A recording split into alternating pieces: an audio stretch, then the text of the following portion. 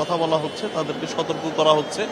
এছাড়া আমাদের rolling stock এবং আমাদের রেলপথে সার্বিক নিরাপত্তা ব্যবস্থা এবং মনিটরিং ব্যবস্থা অত্যন্ত জোরদার আছে। আসলে আপনারা জানেন যে এগুলো অত্যন্ত লং রুটের ট্রেন, তো আমাদের আসলে যাত্রী চাপ এত বেশি যে বিভিন্ন স্টেশনে যাত্রী ওঠানামার জন্য একটু এক্সট্রা কিছু সময় দিতে হচ্ছে।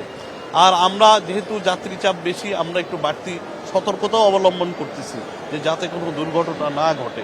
তো আমার মনে হয় যে এটা যাত্রী সাধারণ স্বাভাবিকভাবেই নিয়েছে। আধা ঘন্টা 1 ঘন্টা 2-একটা ট্রেন, এটা বড় কোনো বিপর্যয় বলা যাবে না। ট্রেনের শিডিউল আজকে আমাদের ঈদের 4র্থ দিন এবং আজকের দিনে এ পর্যন্ত প্রায় 18-19টা ট্রেন ছেড়ে গেছে এবং সবগুলো ট্রেনই 2-একটা ট্রেন ছাড়া সবগুলো ট্রেনই যথাসময়ে ছেড়ে গেছে।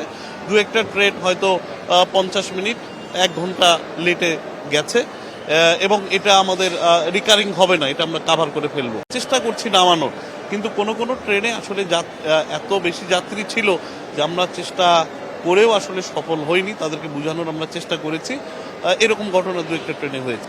আমরা সবসময় জনসাধারণকে বলি, যাত্রী সাধারণকে বলি, আপনারা সবসময় নিজের আইডি দিয়ে রেলের অ্যাপ থেকে টিকিট কাটবেন অথবা কাউন্টারে টিকিট কাটবেন। আপনারা কোনো দোকান থেকে কোনো টিকিট নেবেন না এবং কোনো প্রতারকের কাছ থেকে কোনো টিকিট নেবেন না। আপনারা যদি রেলের নির্দিষ্ট অ্যাপে বা কাউন্টারে যদি টিকিট দেন তাহলে প্রতারিত হওয়ার কোনো সম্ভাবনা নেই।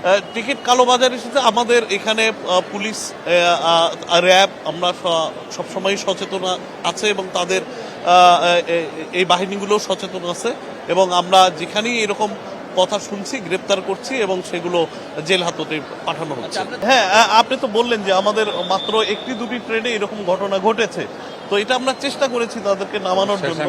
হ্যাঁ, কিন্তু এটা আমরা এত যাত্রী ছিল যে আমরা আসলে পারিনি সবাইকে নামাতে। কারণ আমরা যদি সবাইকে নামায় দিতে যেতাম তাহলে ট্রেনটা অনেক ডিলে হতো। এক্ষেত্রে দেখা যাবে যে শিডিউল বিপর্যয় হওয়ার সম্ভাবনা থাকতো। এই জন্য আসলে আমরা অত সময় পাইনি যে তাদেরকে আমরা নামাবো।